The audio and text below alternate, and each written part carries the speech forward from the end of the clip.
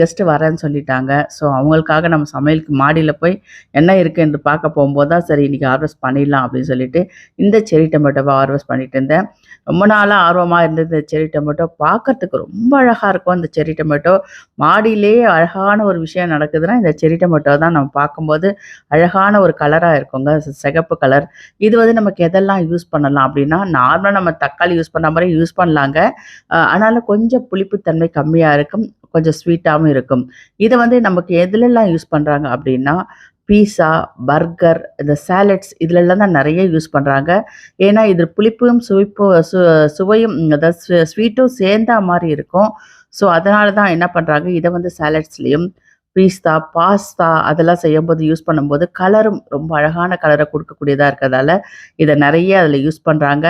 இப்ப நான் எடுத்து சாப்பிட்டு பார்த்தேன். ஆனா கொஞ்சம் புளிப்பு தன்மை இருக்க தான் செய்யுதுங்க. இல்லன்னு இல்ல. இத நம்ம